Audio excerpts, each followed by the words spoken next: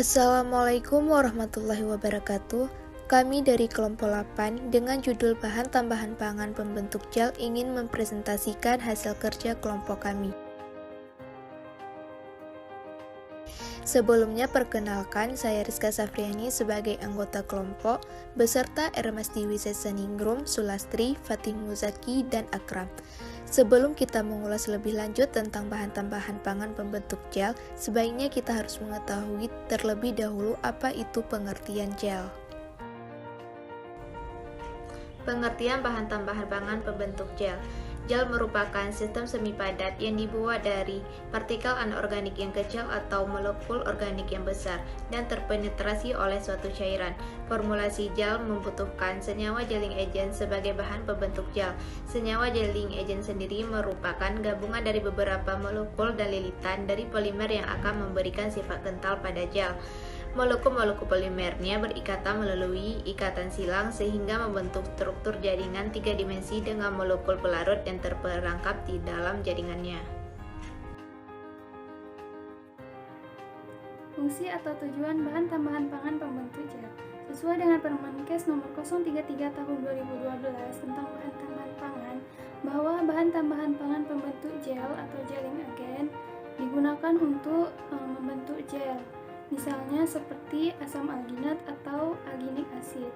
Bahan tambahan pangan pembentuk gel ini sering digunakan untuk membentuk gel atau jelly dan menstabilkan berbagai macam makanan seperti jelly, makanan penutup, dan permen. Bahan tambahan pangan ini memberikan tekstur makanan melalui pembentukan gel. Selanjutnya ada jenis dan sumber pembentuk gel. Yang pertama ada asam alginat yang bersumber dari rumput laut coklat. Yang kedua ada natrium alginat yang bersumber dari rumput laut coklat. Yang ketiga ada kalium alginat yang juga bersumber dari rumput laut coklat. Dan yang keempat ada kalsium alginat juga bersumber dari rumput laut coklat. Dan yang kelima ada agar-agar yang bersumber dari rumput laut merah. Yang keenam ada karagen juga bersumber dari rumput laut merah. Yang ketujuh ada rumput laut Euchema olahan yang bersumber dari rumput laut jenis Euchema sp. Dan yang ke-8 ada gonggolan bersumber dari metabolit mikroba. Yang ke-9 ada gelatin yang bersumber dari tulang hewan. Dan yang ke-10 ada pektin yang bersumber dari tumbuh-tumbuhan. Di sini saya akan menjelaskan sifat dan karakteristik pembentuk gel. Gel memiliki sifat yang beragam bergantung pada jenisnya. Salah satunya sifat gel yaitu memiliki sifat seperti padatan, khususnya elastisitas dan kekakuan. Kemudian meleleh ketika dipanaskan dan akan membentuk gel kembali jika didinginkan. Kemudian saya akan menjelaskan batas dan penggunaan nilai ADI. Menurut Peraturan Kepala Badan Pengawas Obat dan Makanan Republik Indonesia nomor 14 tahun 2013, jenis BTP pembentuk gel yang diizinkan digunakan dalam bahan pangan itu ada 10. Yang pertama asam alginat, nilai ADI-nya tidak dinyatakan, batas penggunaan maksimumnya miligram atau kilogram dari 1000 sampai 6000, dan CPPB. CPPB merupakan jumlah yang diizinkan dalam bahan pangan secukupnya yang bertujuan untuk mendapatkan hasil efek yang diinginkan. Kemudian yang kedua ada natrium alginat, nilai ADI-nya tidak dinyatakan, batas penggunaan maksimumnya itu miligram atau kilogram dari 1000 sampai 10.000, dan CPPB. Fungsi lainnya yaitu sebagai pengemulsi, pengental, dan penstabil. Yang ketiga ada kalium alginat, nilai ADI-nya tidak dinyatakan, batas penggunaan maksimumnya miligram atau kilogram dari 5.000 sampai 10.000, dan CPPB. Fungsi lainnya itu yaitu sebagai penstabil, pengental, dan pengemulsi.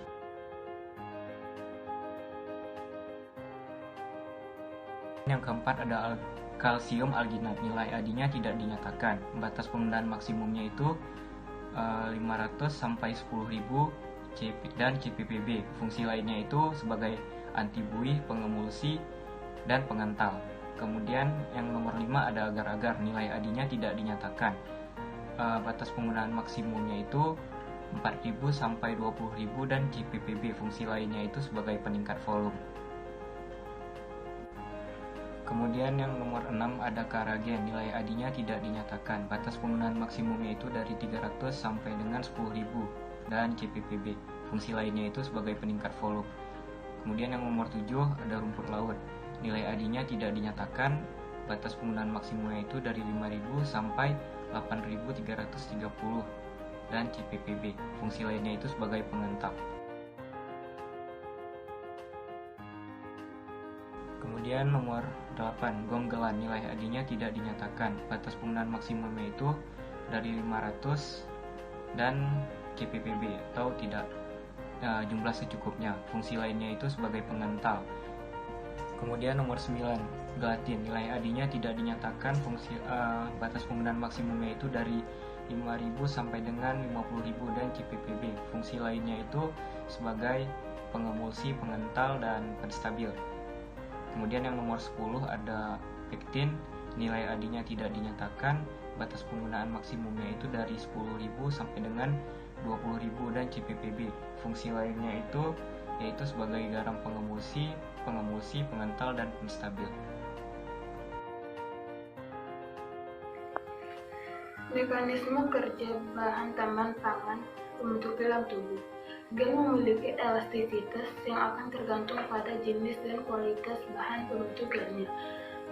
Pada hidrokoloid, mekanisme pembentuk gel bervariasi dari satu hidrokoloid ke jenis lainnya. Pada prinsipnya, pembentukan gel akan terjadi karena adanya penghubung atau pengikat silang rantai-rantai polimer, sehingga terjadinya pembentukan jala atau jaringan 3 dimensi bersambung. Selanjutnya, jala akan menangkap air di dalamnya dan membentuk struktur yang kuat dan kaku. Hidrokoloid umumnya mampu membentuk gel dalam air dan bersifat reversibel, yaitu meleleh jika dipanaskan dan membentuk gel jika didinginkan. Proses pemanasan dengan suhu yang lebih tinggi dari pembentukan gel akan mengakibatkan polimer dalam larutan menjadi acak. Bila diturunkan, polimer akan membentuk struktur gilanan ganda. Kontroversi bahan tambahan pangan pembentuk gel. Salah satu bahan tambahan pangan pembentuk gel yang sering menjadi kontroversi adalah gelatin. Gelatin sering digunakan secara luas dalam farmasi, industri, dan makanan. Contohnya pada pembuatan cangkang kapsul. Cangkang kapsul bersumber dari tulang babi dan tulang sapi dan mempunyai kualitas yang baik dibandingkan sumber lainnya seperti tulang ikan. Meskipun demikian, ada masalah lain yang ditimbulkan, yaitu status kehalalan produk dengan bahan baku babi. Hal ini menyebabkan kontroversi karena adanya kekhawatiran mayoritas penduduk Indonesia yang beragama Muslim dan perlu konsekuensi perlindungan konsumen dengan adanya jaminan halal pada gelatin tersebut.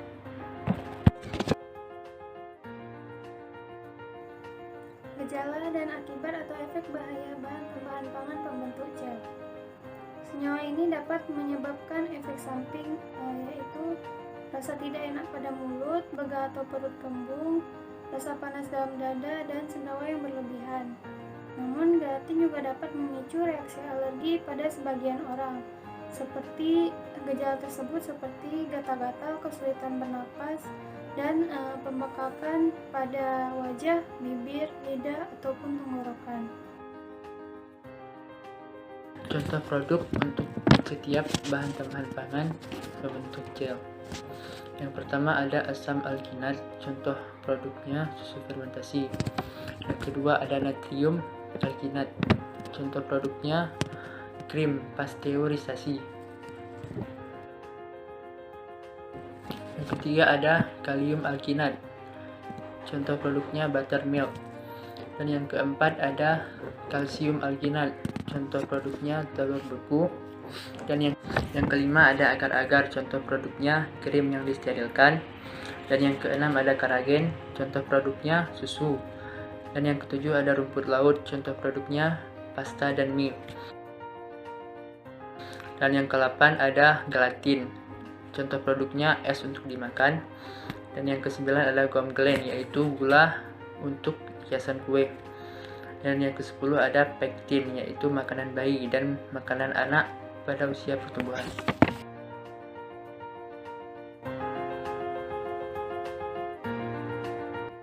Sekian presentasi dari kelompok kami. Jika ada kesalahan dan kekurangan, kami mohon maaf. Kami akhiri, wabillahi taufiq wal hidayah. Wassalamualaikum warahmatullahi wabarakatuh.